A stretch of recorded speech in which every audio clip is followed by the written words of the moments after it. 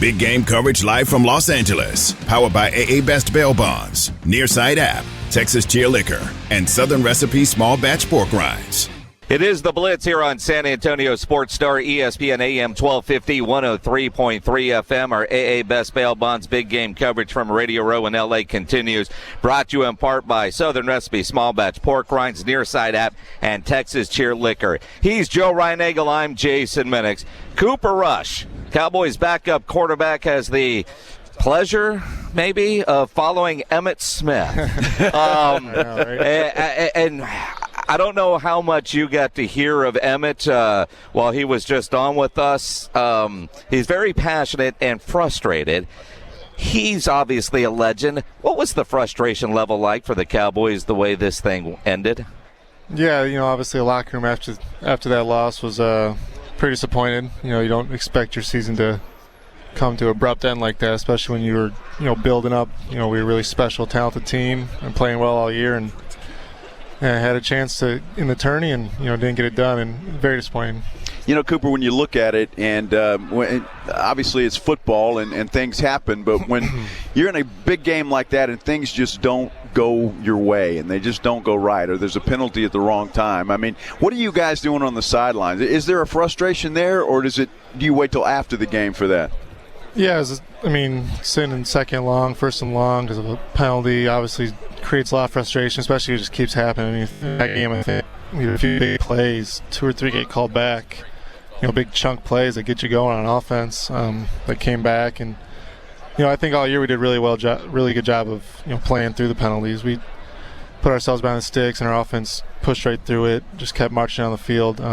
It's just hard to overcome that many in a playoff game versus a really good team. Cooper Rush joining us here on the Blitz. When you're in the room, you're in the mix, you're battling every day, going to practice, trying to work through. Help us understand how one game you guys can score 50. You scored 50 in 2 of the last 3 games, and it looked like a well-oiled machine and what we all expect to see out of the Cowboys offense. And then you had other games where it just seemed like the offense couldn't get out of their own way. When you're dissecting everything, what do you think the reasons for that roller coaster were? Yeah, you don't see 50 points in the NFL, and we did it 3 times this year, which I think changed the expectation level a little bit. And oh wow, we only scored 28. God, that sucks, man. You only got 20. When you look around, it's still probably tops in the league. Some weeks you're really clicking. You saw the explosion of talent that we have on the outside, and you get Zeke and Tony going in the backfield, and when Dak's dicing it up like that, we're unstoppable. I think most of the guys on offense would say we'd stop ourselves. That's the kind of pride we have as an offense, that no one can stop us. It's about us. And some games, execution. Some teams had good plans, and but more often than not, we were scoring, moving the ball. We just, you got to be consistent. That's your everyday battle. Take us inside the quarterback room, if you would, Cooper, and you and Dak and the rest of the guys. Y'all a pretty tight-knit group, and what is that like on a day-to-day basis? Yeah, it's a great room. Me and Dak been together for 5 years now, so obviously good rapport there. And then Will was great with Ben and coaching us, and Kellen. We've all been around each other for a while.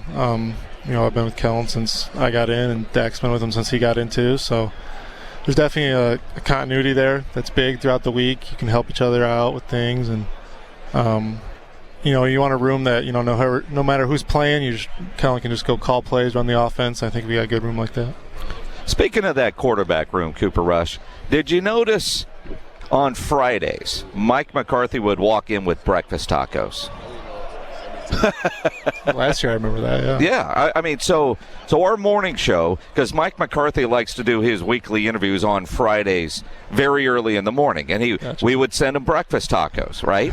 And he always said that they went to the quarterback room. Yeah. Did they actually make the quarterback room? Yeah, I remember them. Yeah, you remember? Were they good tacos? Very good. I didn't know they were from... Yeah. We found we found an odd space over. I don't know where they were from, but we didn't drive them up. That's for sure.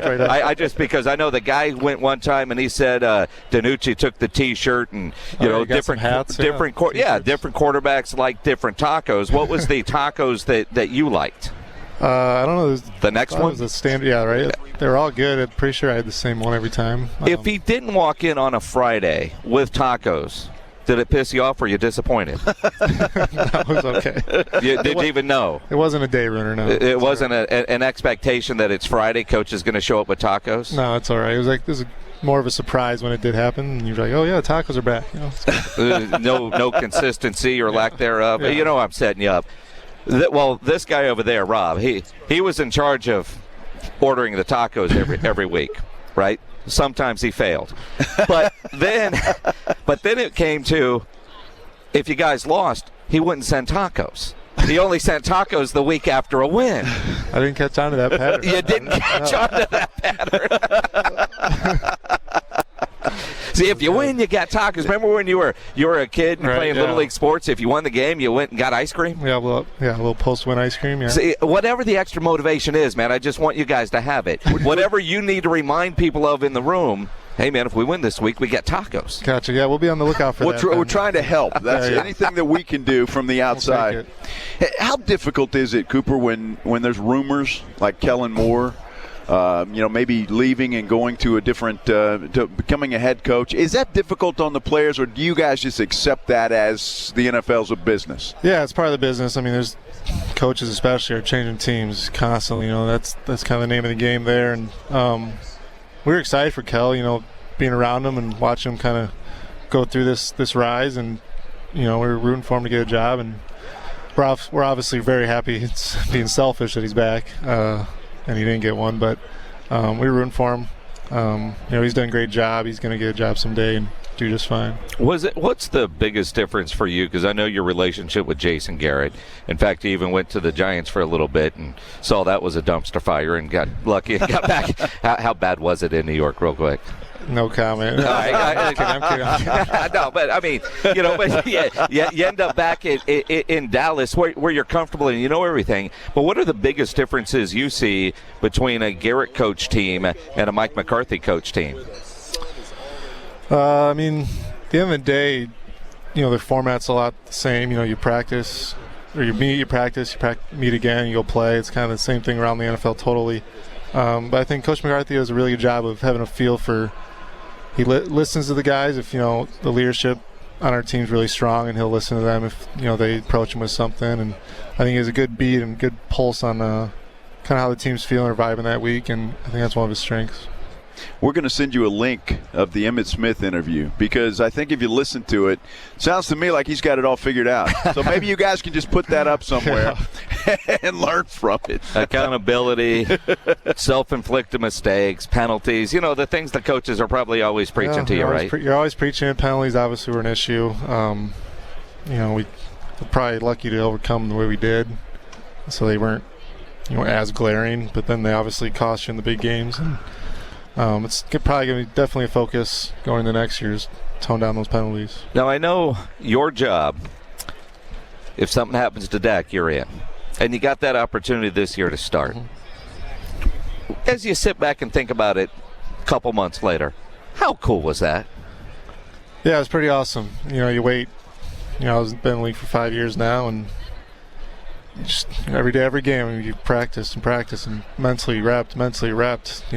If it happens, you're in, and it finally happened, and it was huge that week. I got to, he was resting the calf. I got to practice with the ones all week. So whether I was playing or not, at least I had those reps with those guys. And it turns out I ended up playing, and I think that was crucial. And played well. Yeah, it was a special night. Just try to play within the system. You look around and. We got Zeke here, you got Cooper there. You got guys all over the place. You kind of, as a QB, just remind yourself, these guys are the best at what they do. Just get them the ball and do your job. In that situation, clearly you belong. You've been in the league a long time. But when you're out there and you're starting, you're playing with the ones. I remember the cameras found your parents. Your dad was tearing up a little bit. Just was it harder to start that game than other games that you've played throughout your just because of the magnitude? It wasn't. It was more exciting. It was more a relief. There's finally here. It's finally. Yeah, there's the pressure. You have the nerves for every game since you were playing Pee Wee ball. But it was definitely a finally. Yeah. Finally. No matter what happens, you get to do it and live with it. At least you got to go do it. And so obviously want to build on that. Keep being prepared and keep gaining the trust of the coaches and players that, when I'm in there, we can move the ball, and that's what we did that night, at least enough. The defense played unbelievable, which helped us out. So grow from the experience, we'll learn and keep going. What about your future, Cooper? I mean, is looking for a starting job a priority? Do you go out and politic for that, or do you just hope that it happens, or what is your mindset? Yeah, going in, I got 1 year still with the Cowboys, and so you're going to compete for that 2 job again. That's the name of the game, is the backup Qs. Every year you're competing for it, so got to win that come August, and then be prepared to play. And that's what I've done every year, and it's always the goal. And then how much you play kind of can lead into different things. Good stuff. Gotcha. Cooper Rush, Cowboy quarterback, joining us here on the Blitz. And just think about it all off season and into training camp and next year. Win, get tacos the following Friday. Yeah. I mean, that's the goal in life. That's all you need. Right?